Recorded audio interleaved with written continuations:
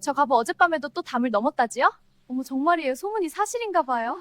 이른 아침 우물가에 모인 아낙네들의 입에서 그 말이 튀어나온 것은 국화가 한창 지던 늦가을의 일이었습니다. 말 한마디가 두 마디가 되고 두 마디가 열 마디가 되니 것은 순식간이었지요. 경기도 어느 산골 마을, 사람들은 그 마을을 버드나무가 많다 하여 유촌이라 불렀습니다.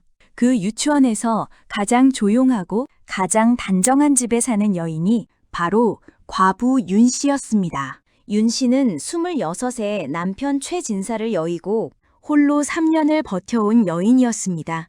제삿날이면 빠짐없이 상을 차렸고 시어머니 산소에는 계절마다 꽃을 올렸지요. 마을 어른들은 저마다 저집, 며느리는 귀신도 감동할 열렬하며 혀를 찼습니다. 그런 윤 씨에 대한 흉문이 돌기 시작한 것은 겨우 사흘 전의 일이었습니다.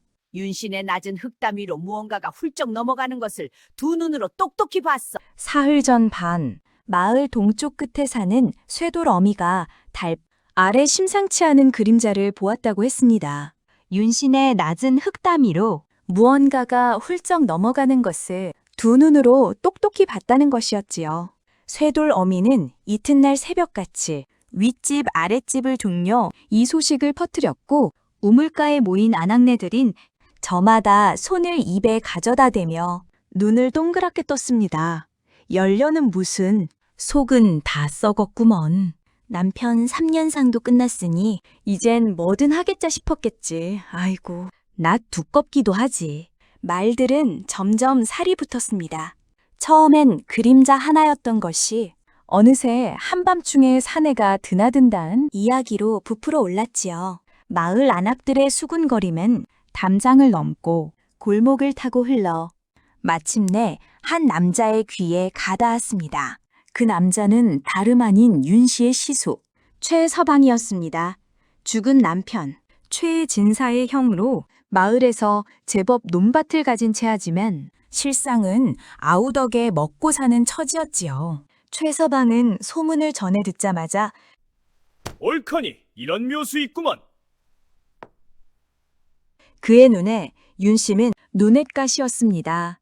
아우가 죽으며 남긴 논 두마지기와 밭 한 떼기가 윤씨의 손에 있는 한 자신은 영영 그 재산에 손댈 수 없었으니까 최서방은 당장 훈장 박생원을 찾아갔습니다. 박생원은 마을에서 글줄 좀 안다는 인물로 최서방과는 술자리를 자주 함께하는 사이였죠, 형님. 저 과부를 마을에서 내치면 재산은 어찌 됩니까? 당연히 시가 쪽으로 돌아오는 게 순리지. 행실불량한 여인을 쫓아내는데 누가 뭐라 하겠어. 최서방의 입꼬리가 천천히 올라갔습니다. 그날 밤 그는 처음으로 편히 잠들었습니다. 한편 윤 씨는 소문이 돈다는 것을 진작부터 알고 있었습니다. 아침에 장을 보러 나갔다가 자신을 보고 휙 고개를 돌리는 안악들의 뒷모습을 보며 속으로 탄식했지요. 하지만 윤 씨의 얼굴에는 두려움보다 오히려 깊은 걱정이 배어 있었습니다. 소문이 퍼진 것이 문제가 아니었습니다. 소문이 퍼지면 아이들에게 더 이상 그를 가르칠 수 없게 된다는 것. 그것이 윤 씨의 진짜 걱정이었습니다. 윤 씨는 장터에서 돌아오는 길에 잠시 걸음을 멈추었습니다. 마을 뒷골목. 낡은 헛간 옆 좁은 공터에서 아이들 사나시 무릎을 꿇고 앉아 무언가를 열심히 들여다보고 있었습니다. 손에는 나뭇가지가 들려 있었고 그 아래 흙바닥에는 삐뚤삐뚤하지만 분명한 글자들이 새겨져 있었지요. 윤 씨는 그 모습을 담 너머로 바라보다 조용히 돌아섰습니다. 눈가가 촉촉해진 것에 아무도 몰랐습니다. 그날 저녁 윤 씨는 홀로 방 안에 앉아 낡은 천자문을 펼쳤습니다. 책등이 너덜너덜하고 귀퉁이가 달아 없어짐. 그 책은 남편 최진사가 생전에 쓰던 것이었습니다. 남편은 떠나기 전날 밤 그 책을 윤 씨의 손에 쥐어주며 말했지 뭐. 이 책에 담긴 것은 글자가 아니요, 사람이 사람답게 사는 길이요. 윤 씨는 그 말을 3년 내내 가슴에 품고 살았습니다. 그리고 그 말대로 살았지요. 낮에는 연루로, 밤에는 선생으로 누가 알아주지 않아도, 누가 칭찬해주지 않아도 윤 씨는 그것으로 충분하다고 생각했습니다. 적어도 오늘 밤 이 소문이 어디까지 번질지 알기 전까지는요. 호롱불이 가물가물 흔들렸습니다. 윤 씨는 천자문을 덮고 눈을 감았습니다. 내일 어떤 일이 기다리고 있을지 그 누구도 알 수 없었습니다, 선생님. 오늘은 하늘천 다음에 뭐예요? 그 물음을 처음 들은 것은 윤 씨가 남편을 잃은 지 꼭 100일이 지난 밤이었습니다. 마을 뒷골목, 헛간 뒤편, 달빛조차 잘 들지 않는 좁은 공터에서 7살짜리 돌쇠가 눈을 반짝이며 윤 씨를 올려다보았지요. 돌쇠의 손에는 나뭇가지가 들려 있었고 흙바닥에는 천자 하나가 삐뚤게 새겨져 있었습니다. 윤 씨가 그 아이를 처음 만난 것은 우연이었습니다. 남편 제삿날 밥을 두어 아궁이 앞에 앉았다가 뒷담 너머로 들려오는 울음소리를 들었지요. 담을 살짝 넘어 내다보니 돌쇠가 쪼그리고 앉아 흙에 무언가를 긁적이고 있었습니다. 가까이 다가가 보니 글자를 흉내낸 것이었는데 어찌나 열심인지 손가락 끝이 흙투성이었습니다. 글을 배우고 싶으냐? 돌쇠는 고개를 끄덕였습니다. 그날부터였습니다. 윤 씨는 처음에는 돌쇠 하나만 가르쳤습니다. 하지만 돌쇠가 친구를 데려오고 그 친구가 또 동생을 데려오면서 어느새 6이 되었고 석 달이 지나자 9이 되었습니다. 아이들은 모두 마을에서 가장 가난한 집 자식들이었죠. 서당 문턱은 꿈도 못 꾸는 아이들이었습니다. 윤 씨는 매일 밤 난장을 했습니다. 남편이 쓰던 낡은 도포를 걸치고 머리를 천으로 동여맸지요. 담을 넘는 것은 금세 익숙해졌습니다. 처음엔 치마가 걸려 2번이나 넘어섰지만 한 달쯤 지나자 고양이처럼 가뿐하게 담으되 오를 수 있게 되었습니다. 아이들은 그런 윤 씨를 보며 킥킥 웃었고 윤 씨도 따라 웃었습니다. 가르치는 것은 글자만이 아니었습니다. 숫자도 가르쳤고 계절의 이치도 알려주었습니다. 먹을 것이 없어 보이는 날이면 낮 동안 몰래 싸둔 주먹밥을 꺼내 나눠주기도 했지요. 아이들은 주먹밥을 받아들고도 먹기 전에 꼭 2손을 모았습니다. 그 모습이 윤 씨는 매번 눈물 날 만큼 기특했습니다. 그런데 문제가 생긴 것은 바로 그 주먹밥 때문이었습니다. 어느 날 밤 수업을 마치고 아이들이 흩어지던 차에 돌쇠의 어린 동생 복돌이가 주먹밥을 품에 안은 채 집으로 뛰어가다 그만 어미와 마주쳤습니다. 복돌이 어미는 아들의 품에서 주먹밥을 발견하고 다그쳤지요. 이걸 어디서 났어? 아주머니가 줬어. 글 가르쳐. 주는 아주머니. 어떤 아주머니? 남자 옷 입은 아주머니 복독이. 어미는 밤새 잠을 못 이뤘습니다. 이튿날 아침 그는 마음을 굳게 먹고 쇠돌 어미를 찾아갔습니다. 그리고 조심스럽게 입을 열었지요. 아이를 보호해야 한다는 마음과 사실을 밝혀야 한다는 마음 사이에서 복돌이 어미는 결국 엉뚱한 선택을 하고 맙니다. 윤 씨에 대한 소문을 사실이 아닌 다른 방향으로 무마하려다 오히려 불에 기름을 붓고 만 것이지요. 소문은 이제 걷잡을 수 없이 커졌습니다. 남자 옷을 입고 담을 넘었다는 말이 더해지자 마을 사람들의 상상은 걷잡을 수 없이 부풀었습니다. 어떤 이는 산에 행세를 하며 뒷골목을 돌아다녔다고 했고 어떤 이는 밤마다 어딜 가 숨어 들어갔다고 했습니다. 진실은 소문의 속도를 따라잡을 수 없었지요. 최서방은 이 소식을 듣고 무릎을 2번 쳤습니다. 박생원을 다시 불러 앉혀 술잔을 기울이며 속닥거렸습니다. 이거 하늘이 돕는 게 아닌가? 이번 주 안으로 마을 어른들을 모아 공개 망신을 접어내면 그 계집은 스스로 보따리 쌀 때야. 박생원은 고개를 끄덕이면서도 속으로는 심사가 편치 않았습니다. 하지만 최서방이 내미는 엽전 꾸러미 앞에서 그 불편함은 금세 사라졌지요. 2 사람은 잔을 부딪혔습니다. 그날 밤 윤 씨는 평소처럼 담을 넘으려다 멈칫했습니다. 마을 어귀 쪽에서 수상한 기척이 느껴졌기 때문입니다. 사람 그림자가 어른거렸고 낮게 웅성이는 소리가 들렸습니다. 윤 씨는 담 위에 걸쳐 앉은 채 한참을 귀 기울였습니다. 공터에는 이미 돌쇠와 아이들이 나와 기다리고 있었습니다. 저 아이들에게 오늘 밤은 뭘 가르쳐 주려 했던가? 윤 씨는 품속에서 반으로 접은 종이 한 장을 꺼냈습니다. 아이들에게 나눠주려고 직접 붓으로 글자를 써두었던 것이었지요. 종이 위에는 이렇게 적혀 있었습니다. 사람은 글을 알아야 사람이 된다. 윤 씨는 잠시 눈을 감았다가 떴습니다. 그리고 조용히 담을 넘었습니다. 어떤 일이 기다리고 있더라도 오늘 밤만큼은 아이들 곁에 있어야 했습니다. 공터에 도착한 윤 씨는 아이들의 얼굴을 하나하나 바라보았습니다. 돌쇠, 복돌이, 귀난이, 봉순이, 말래, 서기, 갑돌이 저마다 손에 나뭇가지를 들고 흙바닥을 내려다보고 있었지요. 누구도 말이 없었습니다. 아이들도 무언가 심상치 않가는 것을 느끼고 있었던 것입니다. 선생님, 오늘 이상해요. 마을이 시끄러워러. 봉순이가 작은 목소리로 말했습니다.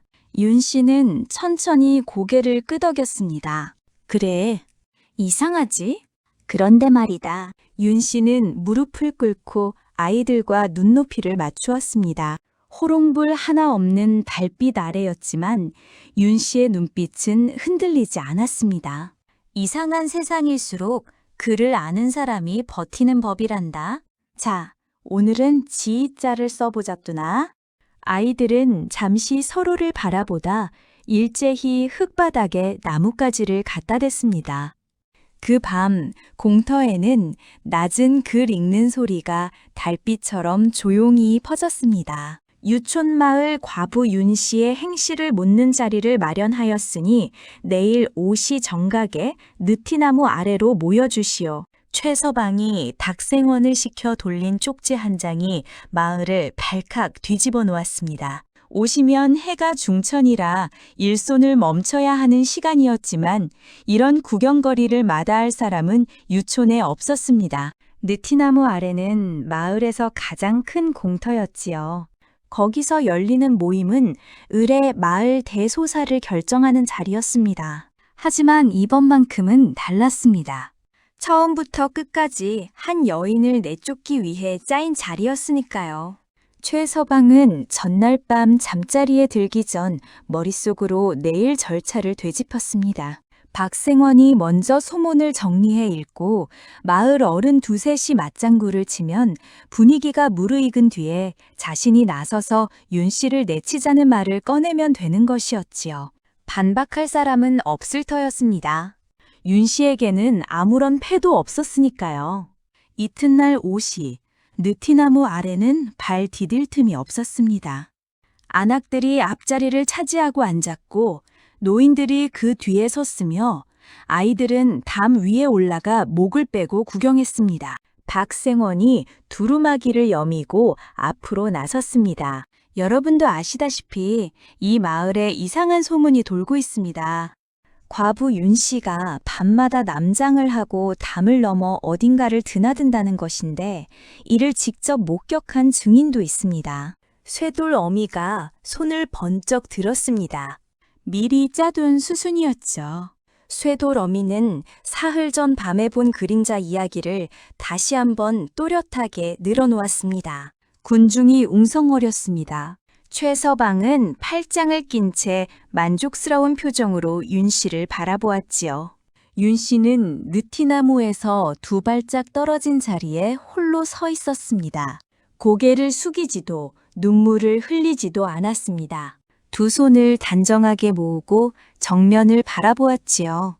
그 모습이 오히려 군중을 더 술렁이게 만들었습니다. 윤 씨, 할 말이 있으면 해보시오. 박생원이 점잖은 척 말을 건넸습니다. 실은 윤 씨가 아무 말도 못하기를 바라는 눈치였지요. 윤 씨는 천천히 입을 열었습니다. 제가 담을 넘은 것은 사실입니다. 군중이 일제히 숨을 들이켰습니다. 최서방의 눈이 반짝였지요. 그러나 그 이유는 말씀드릴 수가 없습니다. 이유를 말 못하면 인정하는 것이나 다름없소. 최서방이 기다렸다는 듯 소리쳤습니다. 몇몇 어른들이 고개를 끄덕였지요. 분위기는 빠르게 윤 씨에게 불리한 쪽으로 흘러갔습니다. 바람이 한 줄기 불어와 느티나무 잎을 흔들었습니다. 윤 씨는 눈을 감지 않았습니다. 바로 그때였습니다. 느티나무 뒤편 좁은 골목에서 작은 발소리가 들려왔습니다. 하나, 둘, 셋. 발소리는 점점 늘어났습니다. 군중이 웅성이며 뒤를 돌아보았지요. 골목 어귀에서 아이들이 나타났습니다. 앞장선 것은 돌쇠였습니다. 12살짜리 돌쇠의 얼굴은 잔뜩 굳어 있었지만 발걸음은 멈추지 않았습니다. 그 뒤로 복돌이, 귀남이, 봉순이, 말레, 서기, 갑돌이가 일렬로 따라왔지요. 아이들의 손에는 저마다 무언가가 들려 있었습니다. 구겨지고 흙이 묻은 종이 조각들이었습니다. 윤 씨가 밤마다 손수 써서 나눠주던 글자종이었지요. 군중은 잠시 말을 잃었습니다. 최서방이 먼저 정신을 차렸습니다. 이놈들, 여기가 어디라고 함부로 끼어드는 게야. 썩 물러가거라. 그러나 돌쇠는 물러서지 않았습니다. 두 다리가 떨렸지만 발은 앞으로 향했습니다. 돌쇠는 느티나무 아래까지 걸어와 군중을 향해 섰습니다. 그리고 손에 들고 있던 종이를 높이 치켜 들었지요. 이거 윤 씨 아주머니가 써준 겁니다. 우리한테 글을 가르쳐 준 겁니다. 목소리는 떨렸지만 또렷했습니다. 군중 속에서 누군가 낮게 탄식했습니다. 안악 몇이 입을 틀어 막았지요. 최서방은 눈살을 찌푸리며 박생원에게 눈짓을 보냈습니다. 박생원이 헛기침을 하며 앞으로 나서려던 바로 그 순간이었습니다. 박생원의 발끝에 무언가가 걸렸습니다. 그가 중심을 잡으려 손을 뻗다가 옆에 세워두었던 보따리를 건드렸고 보따리가 쓰러지면서 안에 들어있던 낡은 장부 하나가 바닥에 떨어졌습니다. 장부는 펼쳐진 채로 느티나무 아래 흙바닥에 나뒹굴었지요. 그것은 최서방의 장부였습니다. 언제부터 가지고 다녔는지도 몰랐습니다. 마을 공동재산 관리를 맡은 문서였는데 하필이면 펼쳐진 면에는 빼곡한 숫자들이 적혀 있었지요. 장부를 들여다보던 마을 어른 한 명이 눈살을 찌푸렸습니다. 이게 뭐여? 공동창고 곡식이 해마다 이렇게 줄어든 게 맞소? 최서방의 얼굴이 순식간에 굳었습니다. 박생원은 슬그머니 뒤로 물러섰지요. 느티나무 아래는 순식간에 이상한 침묵에 휩싸였습니다. 윤 씨의 망신을 주려던 자리가 전혀 엉뚱한 방향으로 흘러가기 시작한 것입니다. 마을 어른들이 장부를 돌려가며 들여다보기 시작했습니다. 글을 하는 어른 셋이 머리를 맞대고 장부를 훑더니 하나같이 미간을 모았습니다. 최서방, 이 숫자가 어찌된 영문이요? 작년에 공동창고에서 나간 곡식이 여기엔 절반밖에 안 적혀 있는데 그건 기록이 잘못된 것이오. 내가 나중에 다시 정리하려던 것이오. 기록이 잘못됐다고? 3년치가 다 이 모양인데? 군중의 시선이 천천히 최서방에게 쏠렸습니다. 아까까지만 해도 윤 씨를 향하던 수군거림이 방향을 바꾸기 시작했지요. 최서방은 식은땀이 등줄기를 타고 흘러내리는 것을 느꼈습니다. 그 모든 것을 윤 씨는 느티나무 아래 서서 조용히 바라보았습니다. 윤 씨의 눈빛은 여전히 흔들리지 않았습니다. 다만 그 눈가에 처음으로 아주 작은 빛이 스쳐 지나갔습니다. 어른들, 저 할 말이 있습니다. 돌쇠의 목소리가 다시 한번 느티나무 아래를 울렸습니다. 장부를 둘러싸고 웅성이던 어른들이 일제히 고개를 들었지요. 12살짜리 아이치고는 놀랍도록 또렷한 목소리였습니다. 돌쇠는 손에 쥔 종이를 가슴 앞에 바짝 당겨쥐고 군중 한가운데로 걸어 나왔습니다. 다리가 떨렸지만 멈추지 않았지요. 윤 씨 아주머니는 나쁜 일을 한 게 아닙니다. 저희한테 글을 가르쳐 주셨습니다. 매일 밤 담을 넘어서요. 군중이 술렁였습니다. 몇몇 안악들은 손으로 입을 가렸고 노인 한 명은 눈을 가늘게 뜨고 돌쇠를 내려다보았습니다. 아이야, 네 말이 사실이냐?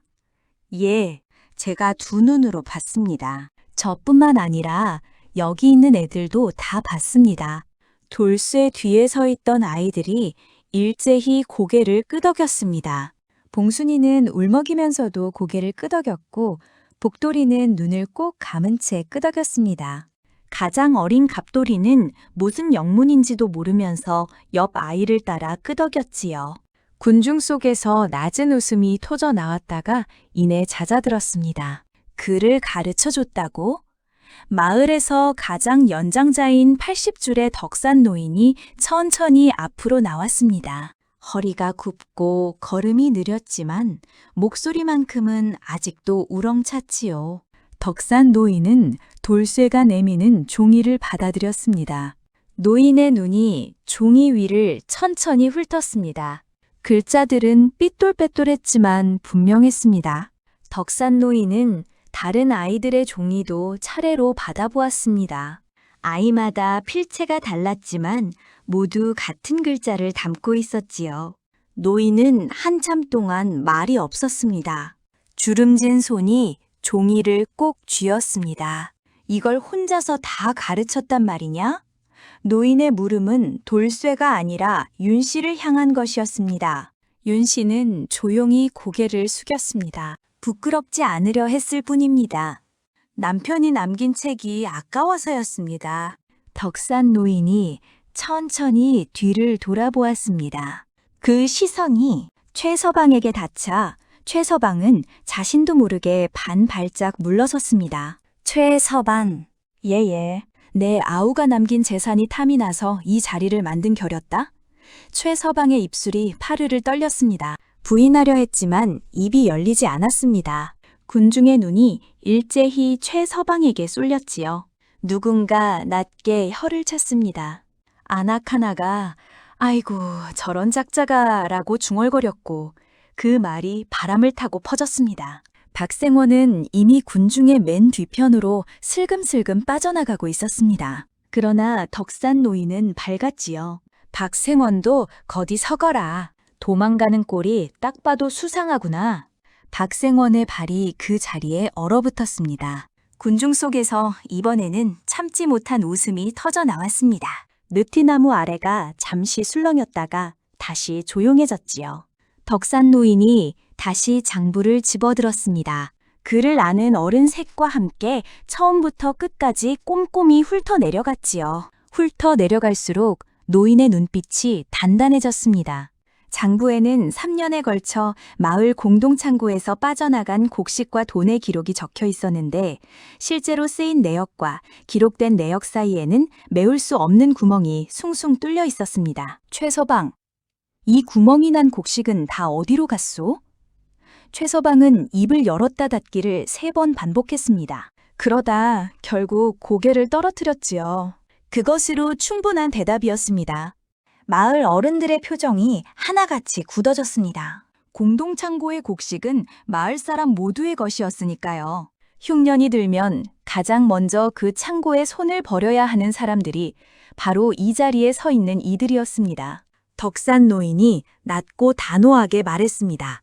관가에 알려야 됐소. 그 말이 떨어지자 최서방이 버럭 소리를 질렀습니다. 아니, 잠깐만요. 이건 오해입니다. 제가 따로 정리해둔 것이 있어서요. 하지만 아무도 귀를 기울이지 않았습니다.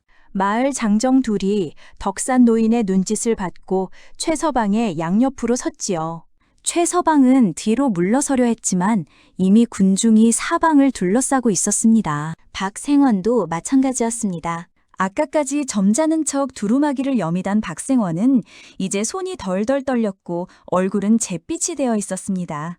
아이들은 이 모든 장면을 눈을 동그랗게 뜨고 지켜보았습니다. 돌쇠는 자신이 무슨 일을 일으켰는지 아직 실감하지 못한 채 멍하니 서 있었지요.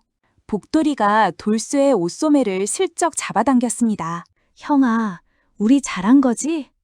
돌쇠는 잠시 망설이다 고개를 끄덕였습니다. 그리고 처음으로 입꼬리를 올렸지요. 군중이 흩어지기 시작할 무렵 윤 씨는 여전히 느티나무 아래에 서 있었습니다. 최서방이 마을 장정들에게 이끌려 나가는 것을 바라보았고 박생원이 고개를 푹 숙인 채 뒤따르는 것도 바라보았습니다. 안악들이 지나가며 저마다 한마디씩 건넸습니다. 윤 씨, 미안하니 우리가 너무 빨리 믿었구만. 어이쿠, 그 사람들한테 속아 넘어갈 뻔했네. 윤 씨는 조용히 고개를 숙이며 답했습니다. 원망하는 마음은 없었습니다. 사람이란 보이는 것을 믿기 마련이었으니까요. 덕산 노인이 윤 씨 곁으로 천천히 걸어왔습니다. 윤 씨, 고생이 많았소. 윤 씨는 그 말 한마디에 처음으로 눈가가 붉어졌습니다. 3년 동안 꾹 눌러두었던 것들이 그제야 조금씩 풀리는 것 같았지요. 하지만 윤 씨는 끝내 울지 않았습니다. 대신 조용히 아이들을 돌아보았습니다. 돌쇠가 씩 웃고 있었습니다. 그날 저녁 윤 씨는 오랜만에 마루에 앉아 하늘을 올려다 보았습니다. 별이 많은 밤이었습니다. 남편이 살아있을 때 둘이 나란히 앉아 별을 헤아리던 기억이 났지요. 그때 남편은 말했습니다. 별은 낮에도 있어. 다만 보이지 않을 뿐이지. 윤 씨는 그 말의 뜻을 그때는 잘 몰랐습니다. 그런데 오늘에야 알 것 같았지요.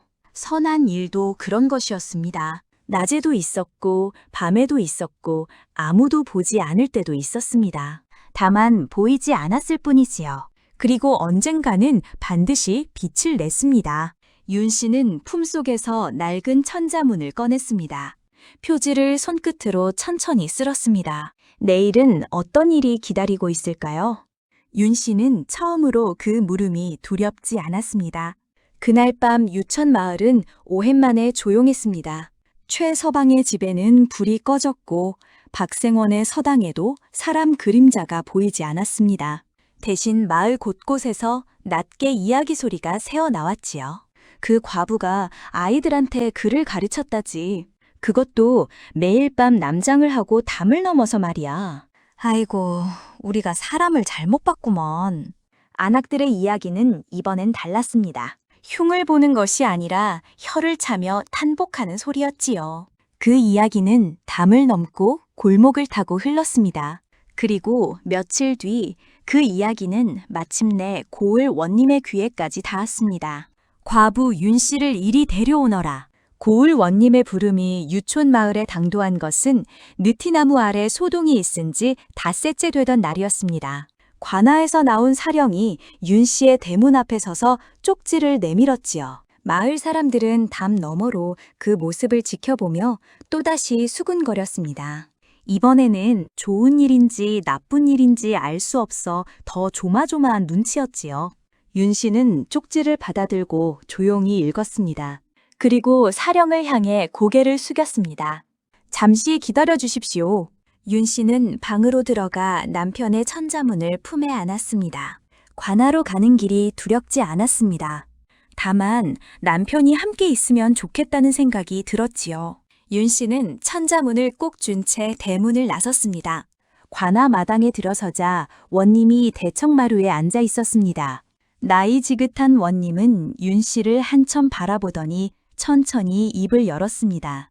네가 밤마다 담을 넘어 아이들에게 글을 가르쳤다는 것이 사실이냐? 예, 사실입니다. 두렵지 않았느냐? 소문이 그리 험하게 돌았는데 윤 씨는 잠시 생각했습니다. 두렵지 않았느냐고요? 사실 두렵지 않은 날이 없었습니다. 담을 넘을 때마다 가슴이 두근거렸고 소문이 퍼진다는 것을 알았을 때는 손이 떨렸지요. 하지만 그보다 더 두려운 것이 있었습니다.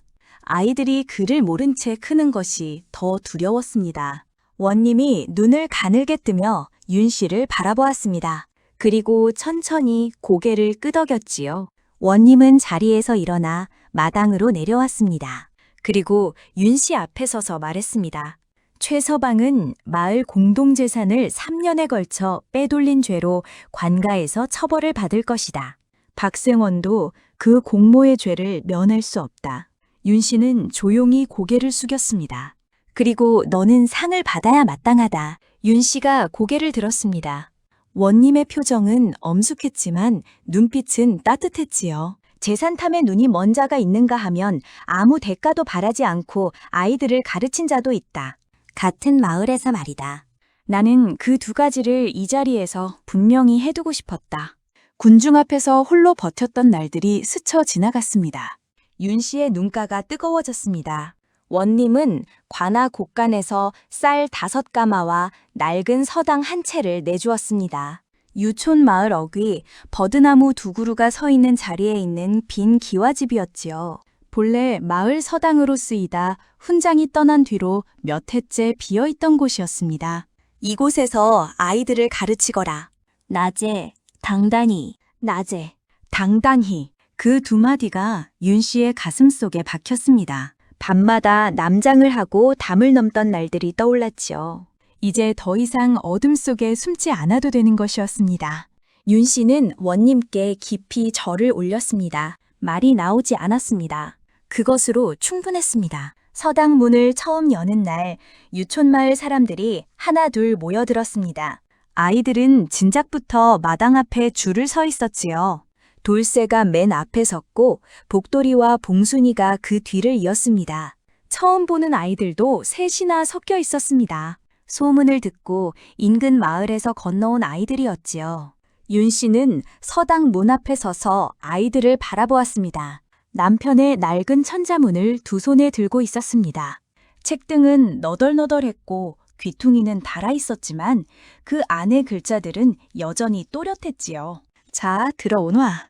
문이 활짝 열렸습니다. 아이들이 와르르 쏟아져 들어왔지요. 돌쇠가 들어오다 문지방에 걸려 넘어졌고 복돌이가 그 등을 밟을 뻔했습니다. 아이들의 웃음소리가 서당 안을 가득 채웠습니다. 윤 씨도 웃었습니다.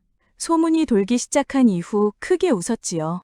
마을 어른들은 담 너머로 서당 안을 들여다보다 저마다 고개를 끄덕이며 흩어졌습니다. 쇠돌 어미는 담 앞에 서서 한참을 머뭇거리다 작게 중얼거렸지요. 내가 잘못 봤구먼. 그림자 하나 보고서. 아무도 그 말을 들은 사람은 없었습니다. 하지만 쇠돌 어미는 그날 저녁 처음으로 윤 씨 집 앞에 무 한 단을 놓고 갔습니다. 이름을 쓰지 않은 치로러 덕산 노인은 버드나무 그늘 아래 앉아 서당 쪽을 바라보다 낮게 혼잣말을 했습니다. 최 진사가 좋은 사람을 돕구만. 바람이 불어와 버드나무 가지를 흔들었습니다. 마치 대답하듯이요. 그날 오후 수업이 끝난 뒤 아이들이 하나둘 집으로 돌아가고 서당에 윤 씨 혼자 남았습니다. 윤 씨는 마루에 앉아 천자문을 펼쳤습니다.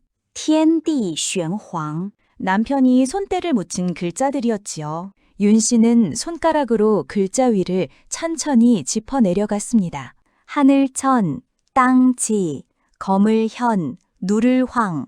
하늘과 땅 사이에 사람이 있고 그 사람이 사람답게 사는 길이 이 안에 있다고 남편은 말했습니다.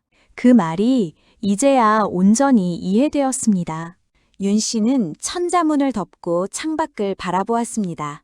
버드나무 가지 사이로 늦가을 햇살이 비쳐들었지요. 서당 마당에는 아이들이 흙바닥에 새겨놓은 글자들이 아직 남아 있었습니다.